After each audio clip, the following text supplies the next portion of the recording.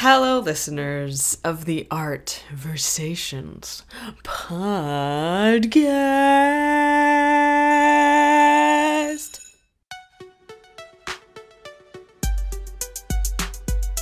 Hi, hi, hi, hi, hi. My name is. Hi, hi, hi, hi, hi. My name. Hi. My name is Broadway Classic. Let's hear it. Welcome back to another episode of Art Versations, or maybe this is your first one. Hello, thank you for joining me. This is the podcast where I sit down with artists of all kinds and converse with them about art. Artists, conversations, put them together. You get Art Versations. I'm your host, Bri, like the cheese, and I love art with all of my heart.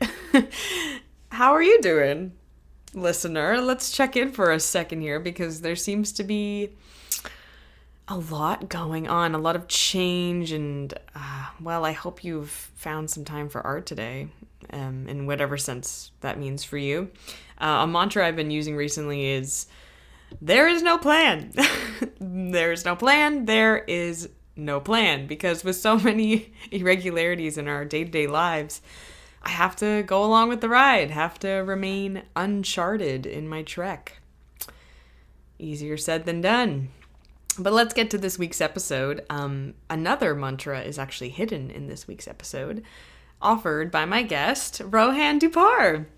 Rohan is a theatrical performer and co-founder of Theatre Oculus. We talk about his theater company's challenging but busy first year during the pandemic, and a bunch of other stuff. So please enjoy our conversation and let me know if you find that hidden mantra somewhere. It has to happen eventually, but Only your I don't first think year. anyone is Yeah, totally. first year in a pandemic. So we're cutting ourselves some slack.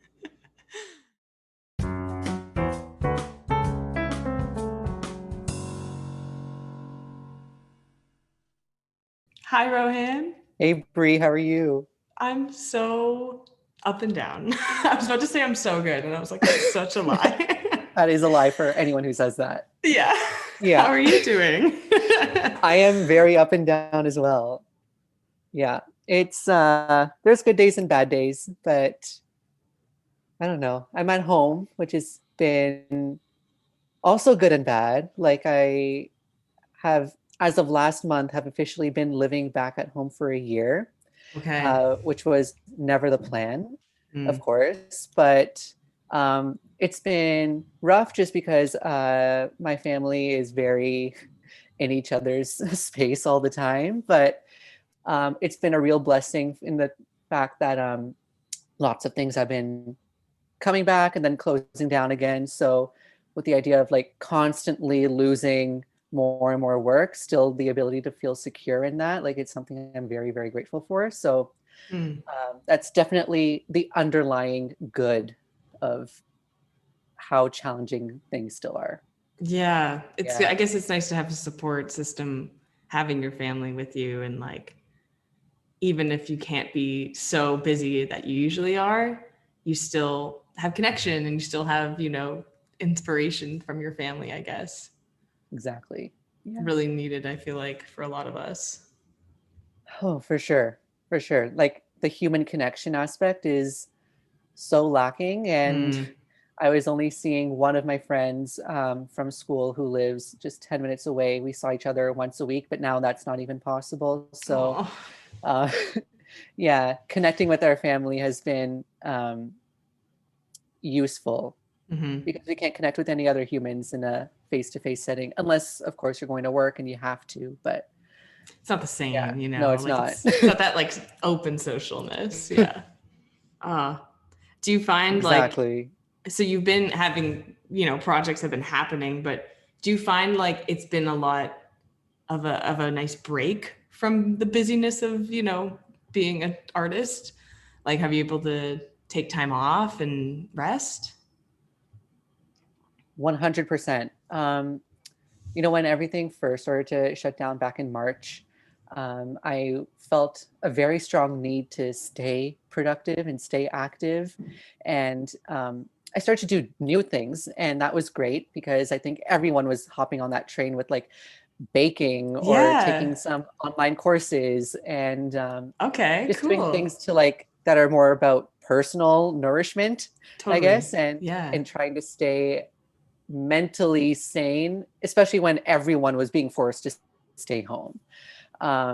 And that was a nice break from the world, not just from projects and the arts and work. Hmm. But then as everything started to come back again and everyone's constantly, let's go on Zoom, let's rehearse for something and we're going to Yeah. perform it online. And there was such a digital burnout Yeah. after several iterations of different kinds of digital projects that breaks have been very much needed. And this entire pandemic has been useful to find ways to make myself say no to certain things and to give myself Mm. permission to take Yes. breaks and to really just to let the paint dry per se. Oh, I think love that we're that. always like, especially as dancers and actors, we're constantly on the go. We're always training. We're always in class. We're always prepping for an audition. We're always in the studio rehearsing or filming self tapes or applying for residencies and different kind of projects. And it's Yeah. just a constant doesn't stop. That sometimes you're like you can never really settle into something and let yourself kind of grow as an Hmm. artist. Of course, as you're doing new projects and having new experiences, you're kind of maturing that in that sense with having new skills and new tools. Yeah. Yeah.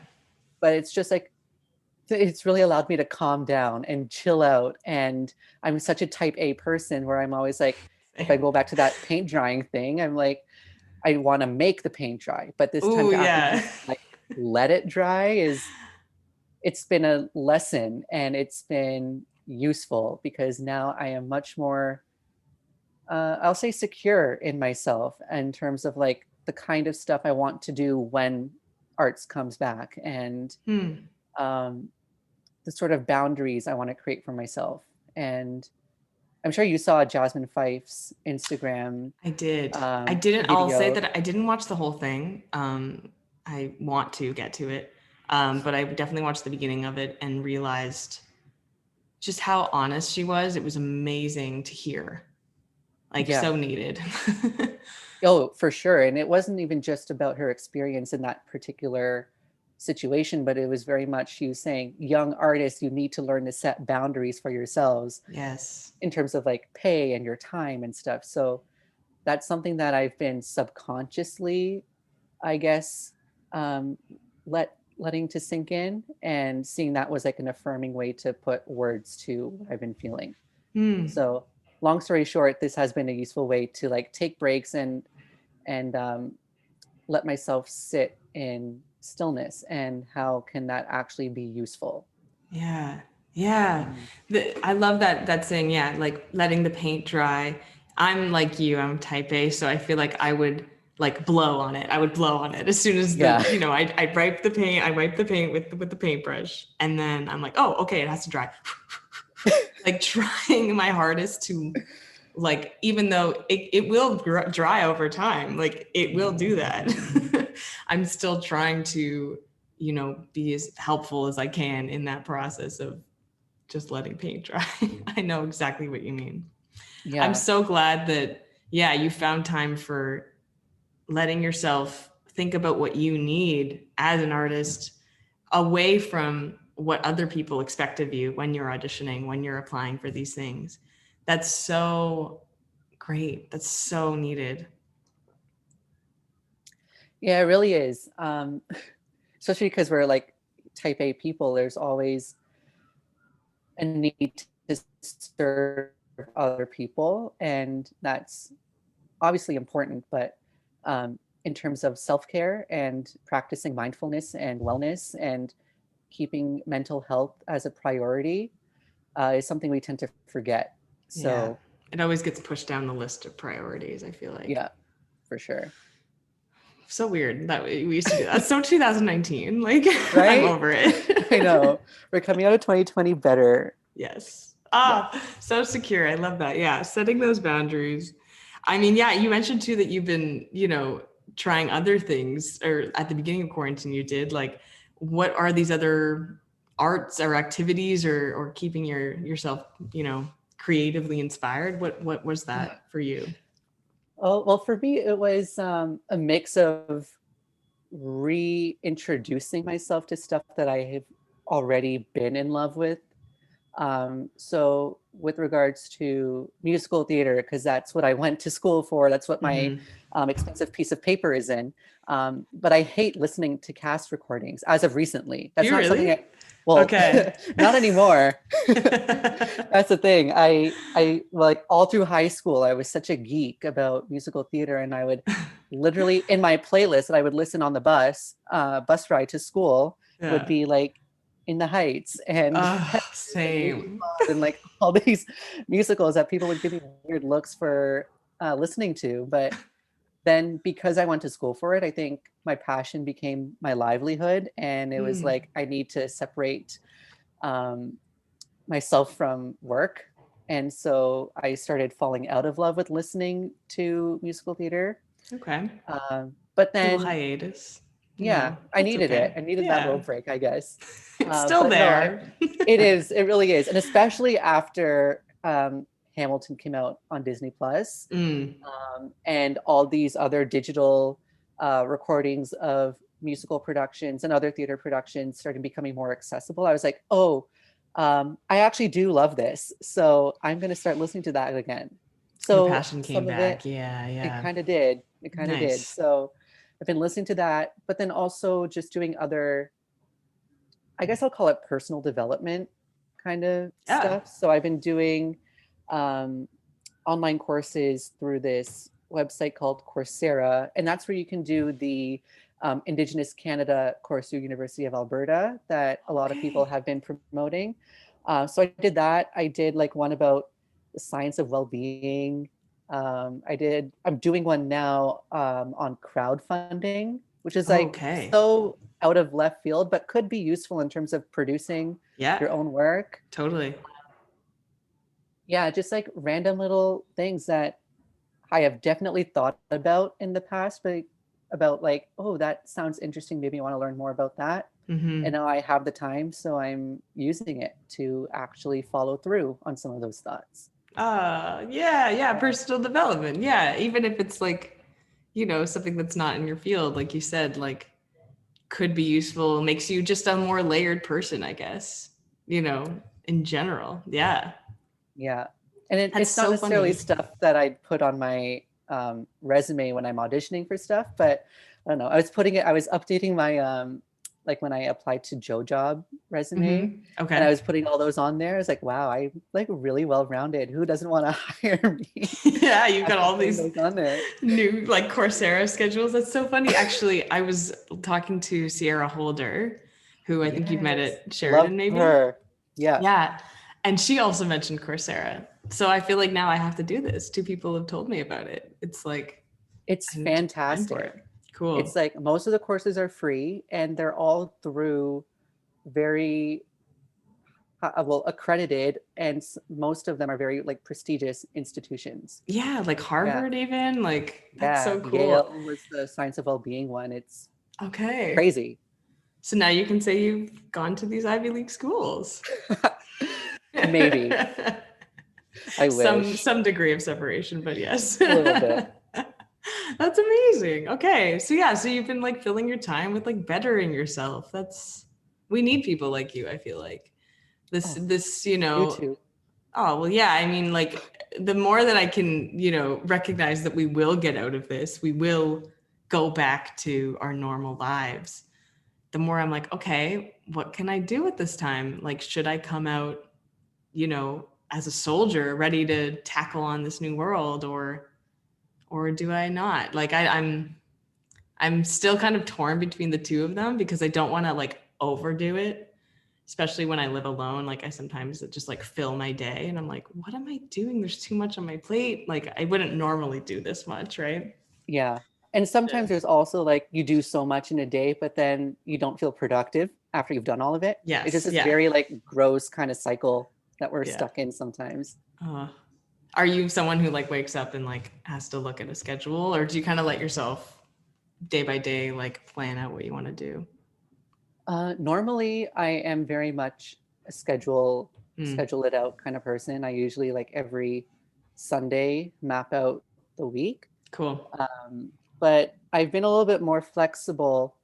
I guess this is going back to me saying I'm chilling out a little bit more. I've been more flexible on days where I know I That's don't great. have to do something. Yeah. And in terms of when I wake up or when I eat a meal or when I actually go on my computer and read emails and respond to them and that kind of stuff. Of course, I mean, if there's something with deadlines and if I know I'm teaching a class online at a certain time, that's very strict and rigid.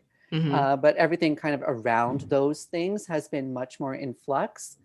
And I don't know if it's been a good or bad thing. I wasn't used to it at first. So at first it felt like I was in a rut, but now I don't know. It's just like, I feel like I'm going with the flow and Nice.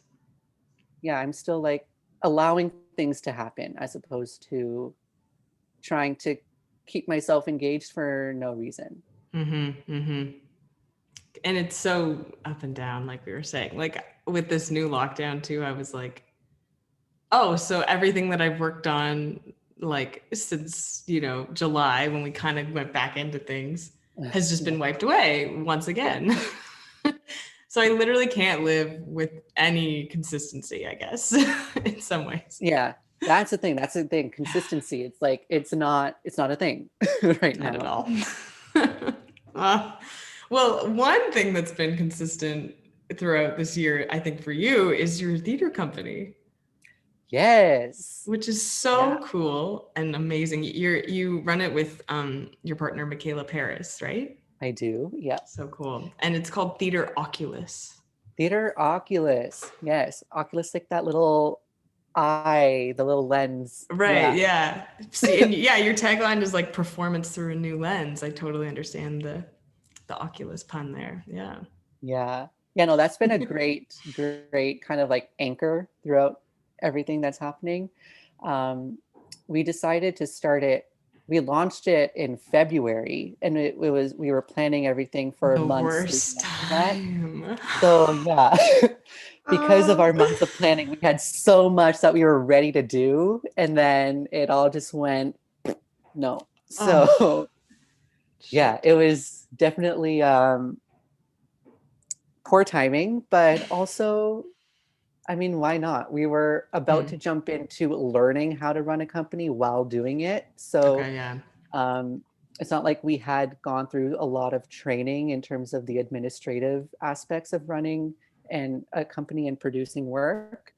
So we didn't really feel a huge loss on that aspect. It was very much like, okay, what do we do to generate content now that we've announced ourselves and established a presence to people who maybe are expecting something.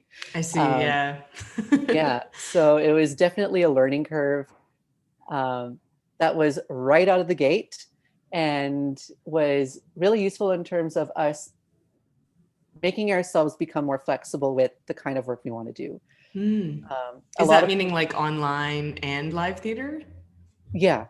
Okay. Online, and also all of our ideas were like, one of our big things that we want to keep doing once it's possible is we want to reimagine existing theater works through more movement-based creation practices. Amazing. So if like taking an older musical or an older play and kind of reimagining it in a more contemporary context with more movement aspects to it aesthetically and also within the creation. Is sort of what we are most interested in. A conversation that we had very early on in our planning of the company was last year Soul Pepper did a production of Streetcar Named Desire, which was very much a more modern take on the play, and set it in New Orleans and added in some jazz, added in some, I say in quotes, non-traditional casting. And that was something that we're like, they completely recontextualized this classic piece of theater that people who would have gone to see it, who were maybe expecting, you know, what the original Tennessee Williams intentions were with that show, were maybe a little bit confused or hopefully enlightened with this new context. And Yeah, I that's heard it was something really good. it was so good. I still think about it every day, like every aspect of it, the casting, the acting, the directing, the light design. It was so well crafted. It was definitely one of my favorite productions of the entire year last year. Wow. And it, for both of us, and that was the inspiration for us deciding we want to focus on reimagining. And then obviously I have a contemporary dance background, and Michaela is very much an acting and music, but at Sheridan, we got to work with a physical theater director on a production of Three Penny Opera. So that process was incredible. Like, it was the most fulfilling process in the entire 4 years for the both of us. And Michaela got to assistant direct, and I got to be fight captain. So we got to really work with the creative team on that production. And it was just a lasting impression on, I think, not just our training, but who we wanted to be as artists. And it was the first chance I ever got in a musical theater program to do something that wasn't like, oh, you're going to dance in the ensemble. Yeah. It was the first time I felt like that's not the most important part of it. Yeah, I know what you mean. Exactly. And like, not to say that ensemble dancing is not valuable to a process, and it definitely has its place. And there are some directors who definitely value the ensemble, but that's not always the case. And this was the first time I felt like I was seen for more than being a dancer. And seen, was given the opportunity to actually have a role in a show that didn't require dance, and that didn't require something that was ethnically specific either. So it was just overall so positive. It was a small cast. It was very fulfilling, as I already said. And that was like what made things click, I think. So yeah. Yeah, no, I just want to jump back for a sec, because this is something that I also like love and have a interest in discovering more about, like the physical aspects of theater. Because like you, I come from such a dance heavy background, and I understand theater through the physical lens. And for you to say that, you know, like this production that you worked on was so fulfilling and had like a moment for you to actually shine, or to like work at your best potential, like that's amazing. And it kind of makes you realize that even though there's so much emphasis on text and music and musical theater, like the dancing, the ensemble work, the formation changes, just like the overall visual of show is really what people come to see, I feel like. You know what I mean? Yeah, for sure. And like, people want to be entertained, and they want to be wowed, and they want to be impressed. And I mean, like, I don't ever want to go see a show and be underwhelmed. Totally. Right. Yeah. So as important as that stuff is, it's also important, I think, to have a process that is fulfilling to the artists who are involved in it, that actually nurtures collaboration and artistic growth, especially if we're still students, or even still emerging young artists. It really needs to find that balance. And that was a first process. Unfortunately, it happened in my 4th year of school, but it was a first process where I really felt all of that come together. And the whole physical aspect was just like the cherry on top, that like, I'm not dancing, but I really my body, and let that be the way into exploring this text-based world. There's so many parallels, I feel like, between music, acting, dance. Like they're all connected in this understanding of storytelling and characterization. And so I feel like you, I feel a sense that we need to like combine them. We need to find a middle ground of interweaving them, so that you know, you don't become underwhelmed with the show if it's, you know, just like straight text or just straight music or straight dancing, you know? Yeah. Exactly. Yeah, and that cross-disciplinary exploration is something that we really want to explore with our work. And it's Cool. something that can definitely happen when we're able to do these reimaginings of existing productions. But, with the pandemic and having to move things online, we've been focusing more on the creation of new work, but still exploring how can we use this to establish a vocabulary to begin communicating with different artists from different backgrounds that we are personally not familiar with, because we have very similar training backgrounds, Michaela and I. Mm. Yeah, so we did a digital creation residency in August, Yeah, and we Reverb, had, right? yes, yeah, Amazing. Reverb. It was fantastic. It was a very stressful time for us because we tried to Oh. plan it and produce it all within the span of 2 months. And Oh. I don't recommend that to anybody. Oof. Yeah, yeah, we had applied for a grant that didn't end up coming through. Oh. But it was fine. We still had like other sources of revenue from different workshops that we had run earlier on in the year. So Okay. we were able to still do it, which is great. And it was the first grant we've ever written. So we weren't really expecting it to, They're we were hard. hopeful, but yeah, grants are hard. And especially if Oh. it was a Canada Council one, I feel like at that federal level, it's like, Oh. are they really going to look at people who don't have a body of work yet? The big guns with the little Yeah. the little ants. Oh no. Well, that's the struggle with emerging artists in general, is that we want Yes. people to give us money, and they want to give emerging artists money, but they also need to see that you've done stuff, because with Mm. all that supporting material aspect of the application, Yeah. it's like, what do I have to show for? Yeah, what came first, the chicken or the egg? I don't know. I can't start. Yeah. Yeah.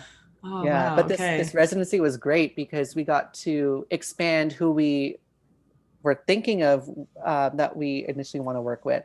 So we worked with 4 new artists that we've never met before, Mm. that responded to our call for artists for this project. And we paired 2 of them up to create a piece, and then the other 2 created their own piece individually. So we created 3, or they created 3 very different pieces, and they were all in response to a TED Talk that we gave them as a prompt. Nice. Okay. And it just like was incredible to check in with them every week. And we had show and share sessions where they could share what they've been working on and give each other feedback.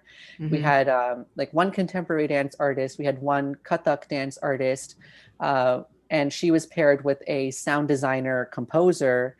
And then we Oh. had one playwright, actor, director. Okay. And we also paired each of them with an established artist mentor, that they could work with for an allotted number of hours, just for some outside eye dramaturgy work.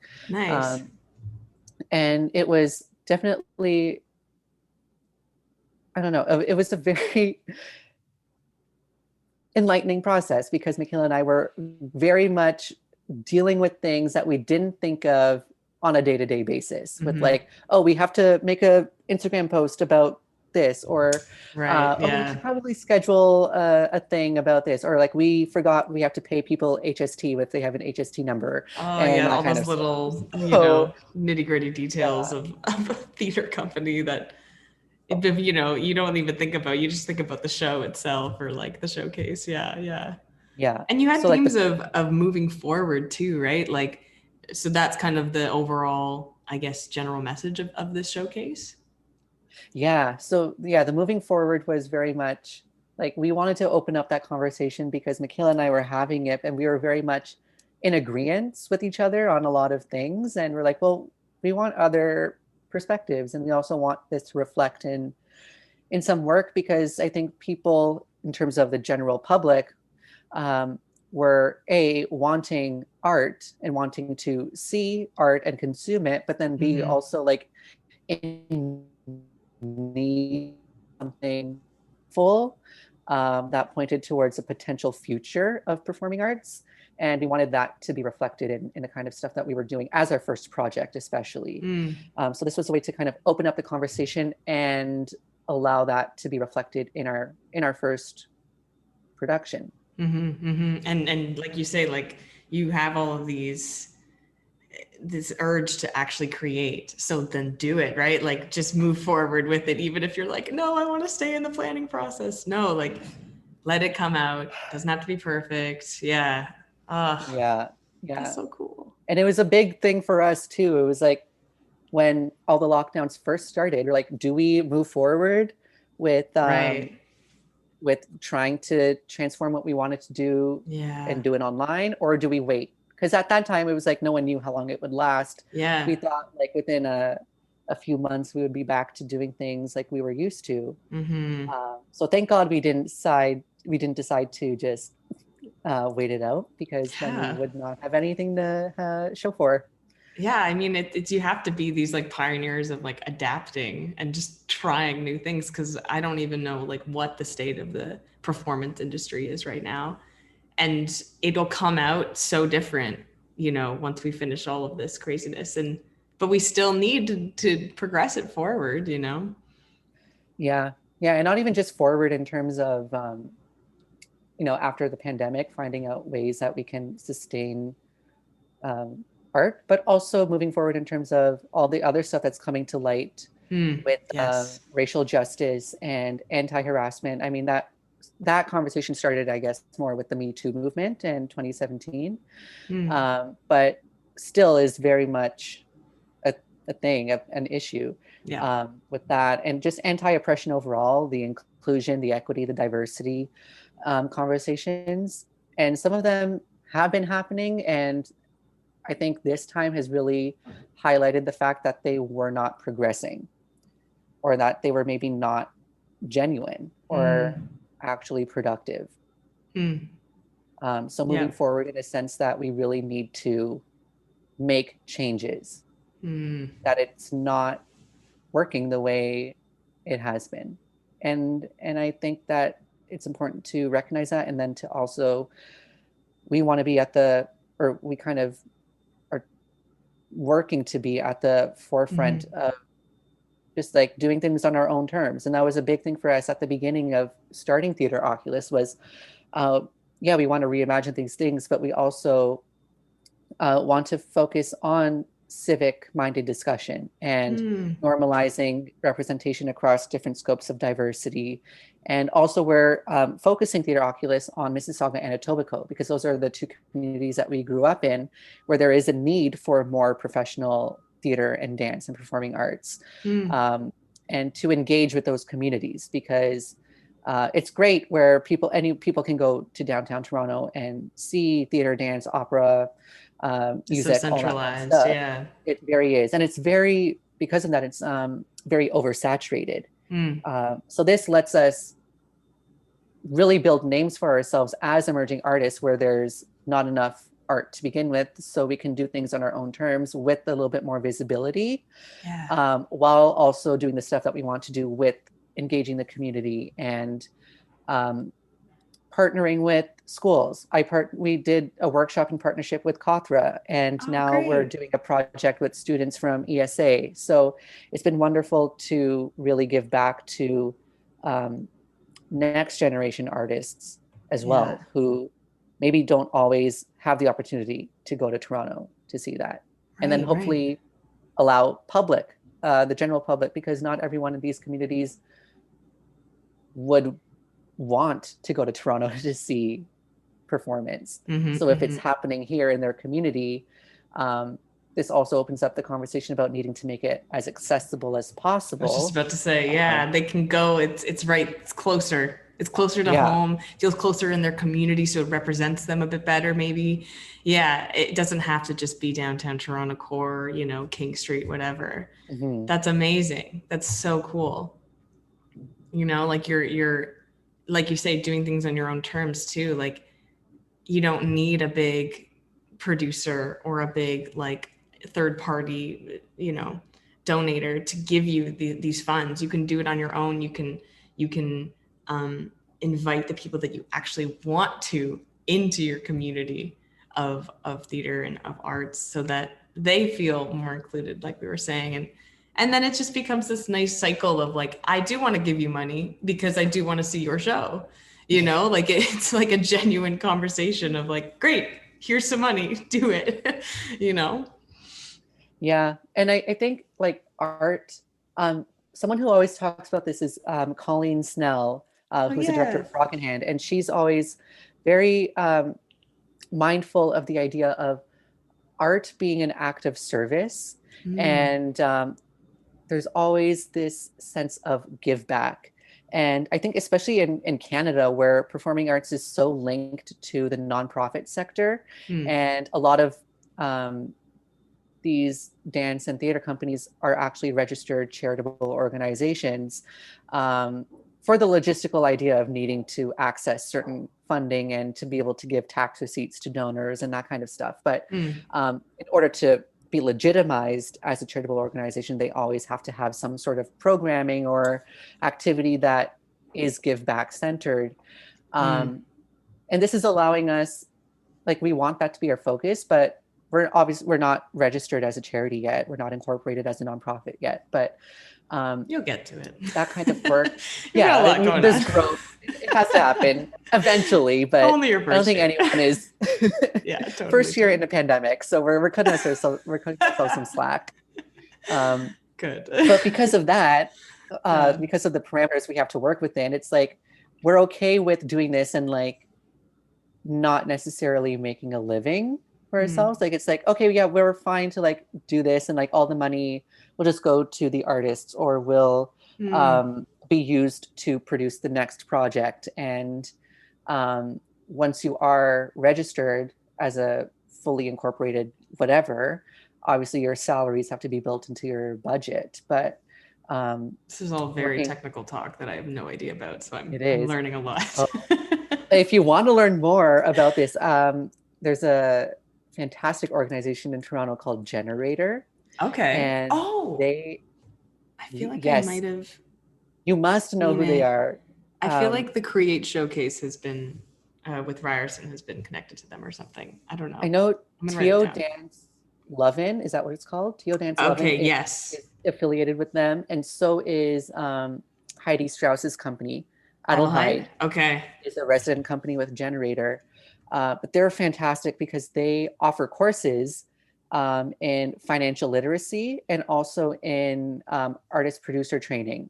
Okay. And I did their financial literacy course earlier this year, back when things were happening in January, as kind of like a precursor to understanding a bit more about that before starting Theatre Oculus. But they also have a free online website called Artist Producer Resource, which is incredible. Everything is categorized in terms of like contracts or equipment rental or doing your taxes and financial reports and all that kind of stuff. And it's free to anybody to access. The people who are responsible for that website are the ones who are in their training cohort or who are the resident companies. So it's very much people who are at the forefront of like doing that and learning that for the first time, who are like kind of just sharing that information. So it's public access. It's great. And stunning. I forget what we were talking about before, but that is very important. I think anyone can do that. And there's also another website called Rags to Reasonable, which is a fantastic resource for any artist. Anyone who's listening to this, you need to write this down because I'm doing it. Yeah, so cool. I highly recommend, just for like the overall financial planning of life. So that part doesn't have to be so stressful and like confusing, and you can actually get to like creating and doing. Yeah.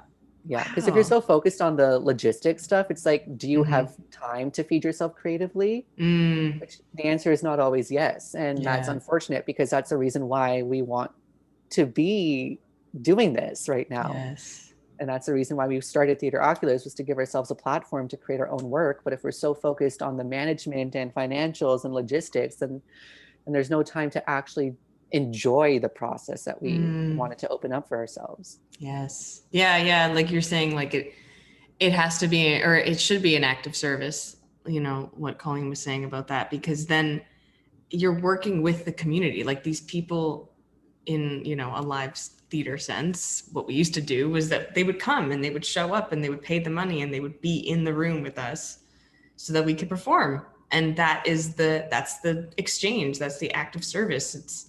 It would not happen unless people came, right? you need an audience. You need that, you know, that community building. Yeah. I hope we can get back to it. Yeah. Please. I hope Please. so. I mean, there have been some useful ways to find an audience online, and Mm-hmm. it's just not the same. It's not. And like, especially when you're presenting things and it's pre-recorded and people just Mm-hmm. buy a ticket and then get a link to watch it at their own time. As useful as that is, in terms of like a simple, not simple, but an accessible way to create digital Mm-hmm. content right now, it's useful for sure and valuable, but you really miss that like sense of the liveness of Yeah. it, and Yeah. the actual energy Mm-hmm. of the people that you're actually surrounded by, and Active and three-dimensional, and yeah, yeah, yeah. and the response that you can feel from an audience too Oh, is just, that's what really personally feeds me when I'm doing a show, especially if it's a show where it's like I have to do this 8 times a week.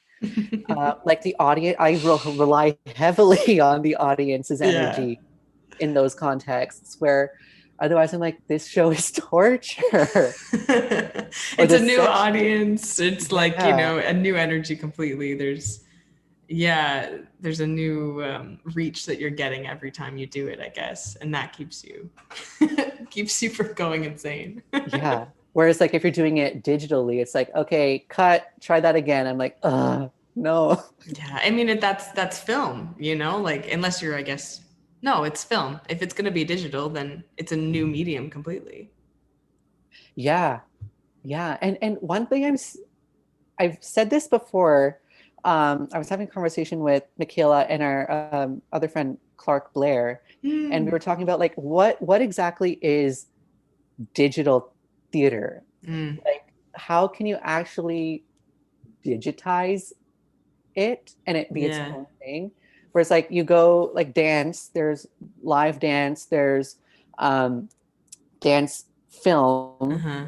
and then I feel like that's kind of been the digital version of dance up until recently. Now we're exploring new things, but Yeah. for theater, it's like obviously there's movies and there's TV and there's these pro shot versions of stage productions like Hamilton and Newsies and all the ones that have been on that like Andrew Lloyd Webber Yeah. YouTube channel, I know what that you I've mean, not yeah. been watching because I'm not a fan.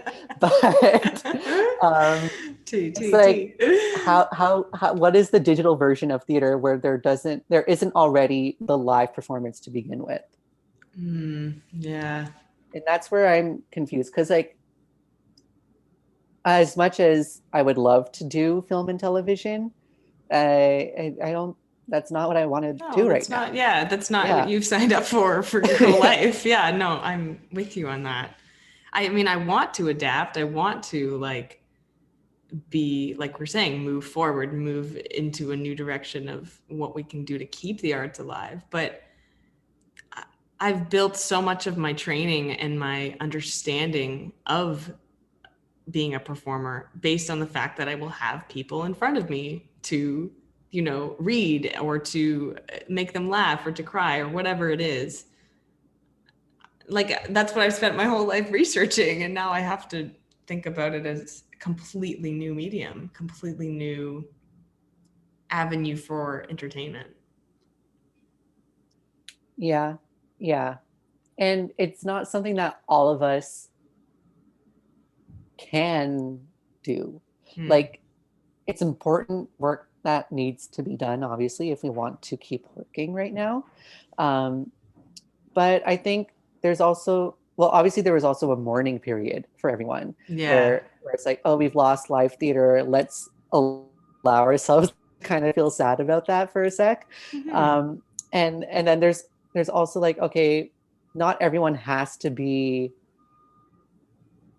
a master of technology pioneering, and not everyone has to be at the forefront of these mind-blowing discoveries on how to use technology to our advantage right now. Yeah. I think it's something we all want to do, and it's something we all want to be involved in, and understand to an extent.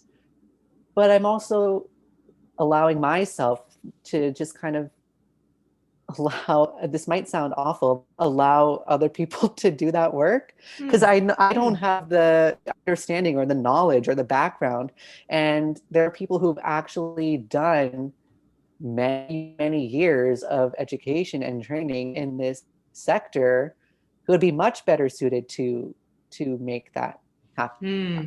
And there are companies that are engaging those people to make that happen. Like Canadian State has this residency right now for, I think it's 2 artists, and they're working with some center at UFT, and they're exploring technology and AI and all this interesting stuff. I said, that sounds cool. I wouldn't be doing that, but if you figure things out, let me know. Let everyone know, so that we know what we need to do. Yeah. That's so interesting. Yeah, I guess you kind of step back or step sideways. Not step back, step sideways a bit and realize like this isn't maybe my lane. And that's okay. That is okay. Yeah. Otherwise, I think we just stress ourselves out too much, and that is not necessary. Yes, I agree with you on that. Wow. I mean, so you've done this residency Reverb in August, and then you also featured a film, Venus and Adonis, in Dancing in the Park, their online festival. Is that right? Very cool. We did that. Yeah, that was great. That was we actually created that film at the same time as doing the residency. Oh, okay. So we were very overwhelmed in that process, but it was great because that was our creative outlet while doing all the facilitating of the residency. And that was something that we wanted to create, even just as our first development project, when we were still launching in February. So we had envisioned it being a live thing. And then it took on its own new meaning during the pandemic, because it's based on a poem, Venus and Adonis, by William Shakespeare. And it was written when all of the theaters in London were shut down because of the London plague. And it was like, oh, there's a little bit of a circumstantial relevance to what we're doing, living through right now. So let's stick with it. Let's see what else we can do with it. And obviously we couldn't work with the people in person, and we had envisioned it being like we wanted to do a full-length live dance theater adaptation of this poem with like working with dancers and actors and some musicians and sound designers to create this like glam pop kind of contemporary dance Shakespeare text piece. If you're in the film, you know that's not what it is. But we still have a vision for that in the future. Cool. What we did for this film was we focused on a small section of the text, and we worked with one of our classmates from Sheridan who was in BC at the time. She worked on text adaptation of just that section. So basically rewriting Shakespeare. Not an easy task. Still within the kind of, no, it's not. Very much. He's a master of text, but he also comes with a lot of colonial impositions and Eurocentric ideas that we don't want to uplift. They don't need to be centered around. So we're like, it should be adapted, and then also that makes more space for allowing more intercultural collaboration when that's possible. We didn't do that for this, but we're doing interdisciplinary, but we would love to do some more intercultural collaboration as well. And we're not the people to initiate that, because I have a cultural background, but I'm not immersed in my cultural art forms. So we need new collaborators that we have not met yet to do that. But for this, we worked with our friend Kelsey. Your friend who, sorry? I think it just jumped out. Oh, that's okay. We worked with our friend Kelsey, who was the one who did the adaptation of that section of the text. And then we worked with a musician named, her musician name is Blunt Chunks. Ooh. And her name is Caitlin Wolf O'Brien, and she does work with Social Growl, so she's very much Okay. familiar with contemporary dance. Mm-hmm. And she composed a little 5-minute ditty for us based on that section of the text. And then we worked with two lovely dancers, Clark Blair, mine and Michaela's friend, Yes. and my other friend from high school. Her name is Nicole Davis. She lives in New York, but Oh, she's from yeah. Mississauga. And I she think I've did it. met She her a was, few times. yeah, she used to be really, I think she's done like Fresh, not Yeah. Fresh, Ignite. Yeah. And But she went to New York for a while, right? yeah, she went to I New York for believe. school. Mm-hmm. Yeah. And then she's still there. She's doing a master's there now, and she lives there with her partner. But Wow. so because we were like, I was in Mississauga, Michaela's in Etobicoke, Clark's in Toronto, Kelsey's in BC, Mm-hmm. Kate in Toronto, Blunt's is in Toronto, and Nicole is in New York. We're like, okay, this is fine. We're working with people we want to work with, and we have to do it digitally, so we can do anyone from there. So we did it remotely. We worked with everyone kind of individually, and we did it as a relay. So it's like, okay, Caitlin, here's the thing. What have you got? Compose something. And then she did. And then we're like, okay, Kelsey, from the text and Caitlin's composition, how are we reworking the text? And it's like, okay, great. And then from the text and the music and then layering them together, we then worked with Nicole and Clark to create the physical and visual world of that text. And it was very much within a familiar realm of contemporary dance for us. So we didn't go too crazy with exploration. It was very much just like, what does this image in the text, how does that project physically, or this piece of dialogue, or just the text, and how did that manifest itself in terms of the dance vocabulary? Building those And characters. Yeah. and then exploring just the character of Venus, even though it's Venus and Adonis, we focused just on her. And then we had this vocabulary of movement that we then decided to put together in different ways.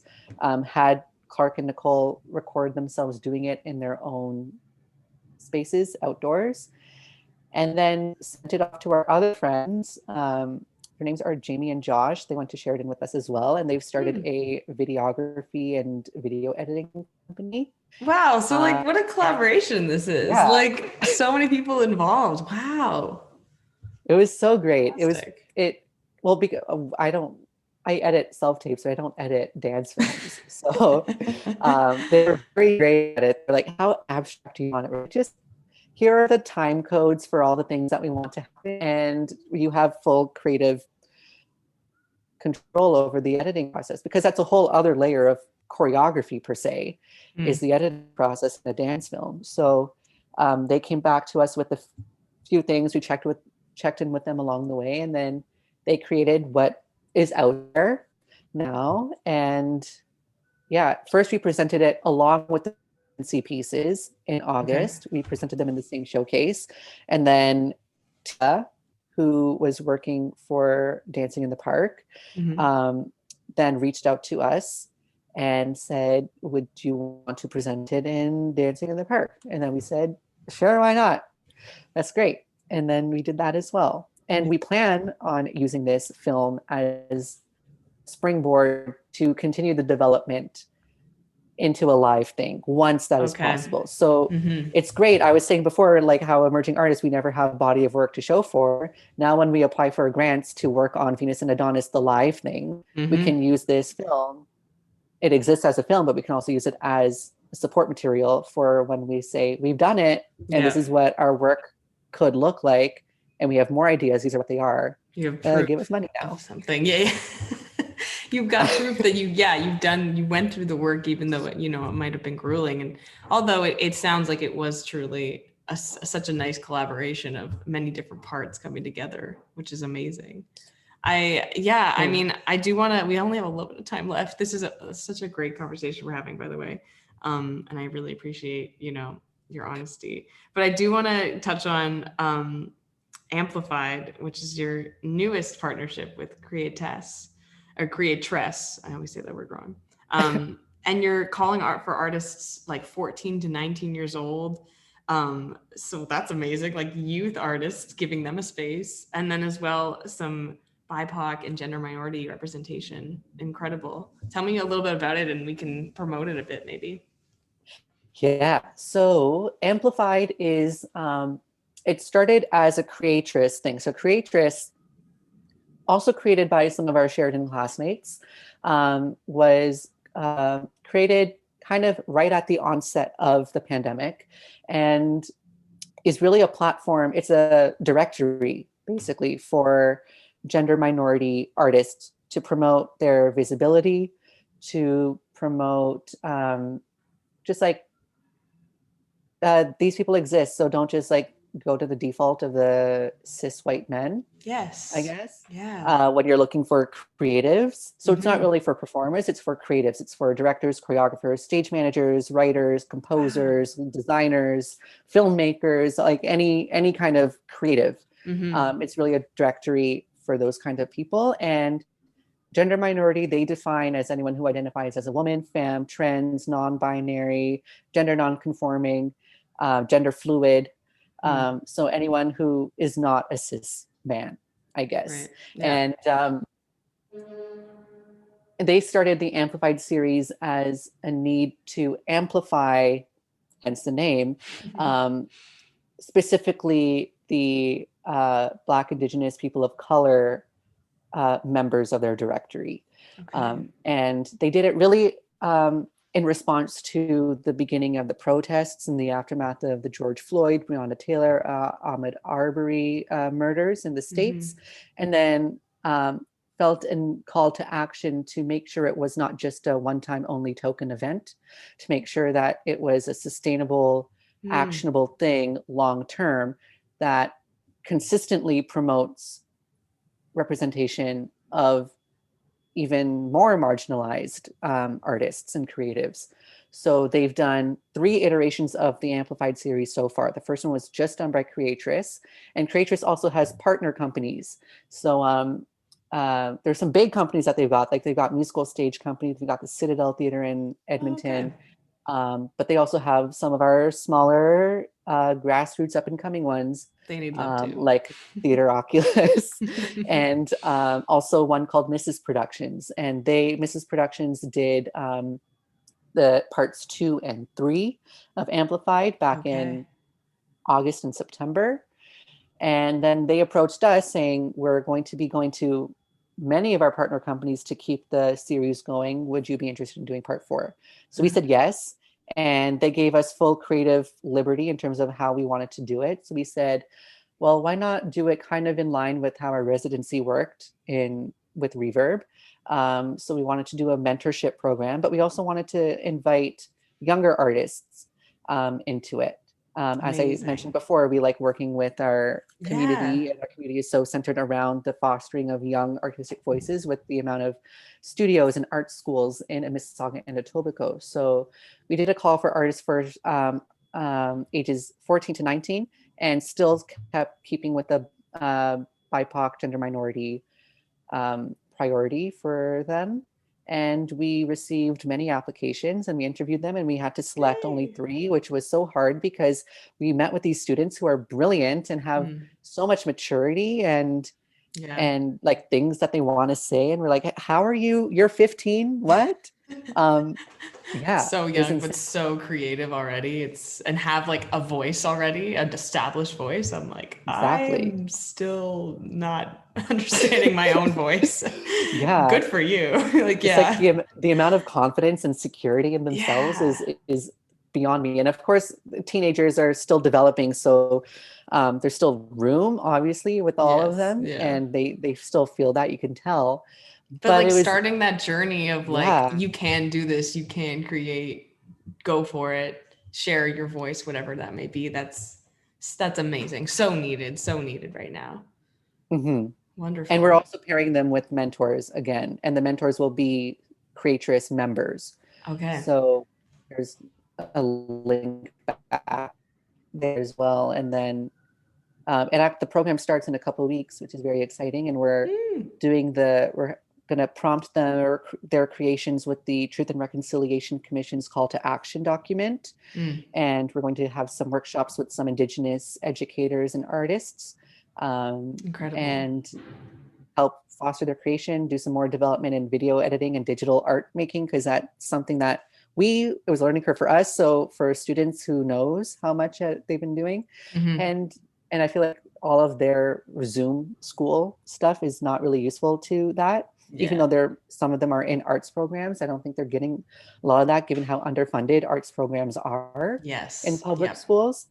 And then everything will be presented in a little live stream showcase at January 22nd on our Facebook page. Amazing. Well, that's definitely going to be, this episode comes out before then, so everyone should go and check that out. I'm assuming it'll be open to the public, but by ticket?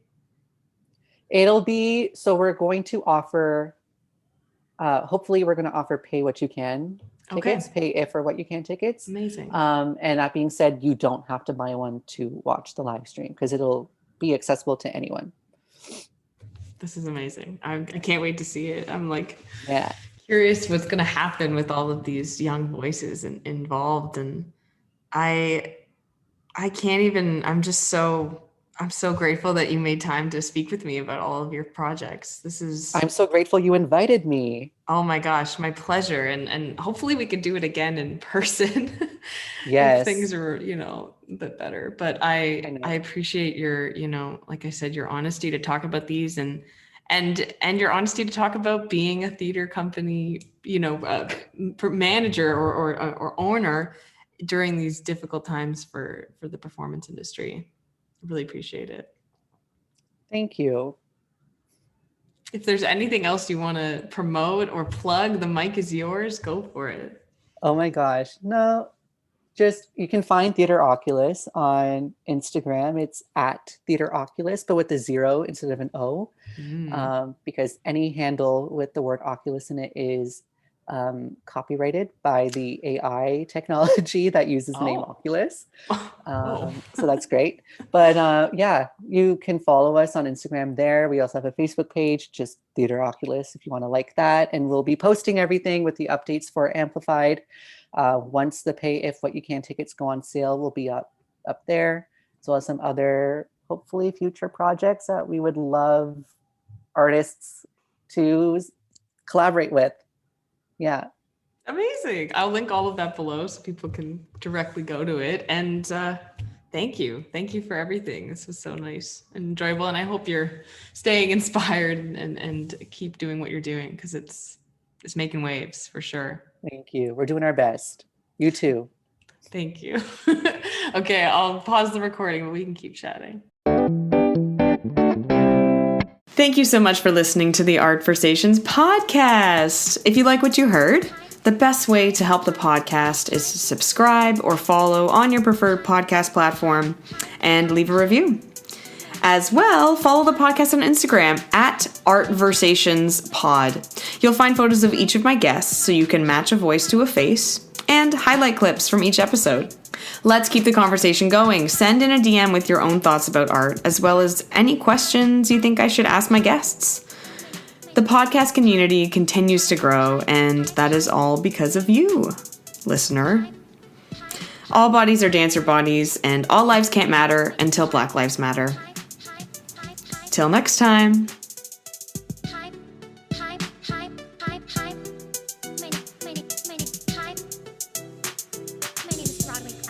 Let's hear it.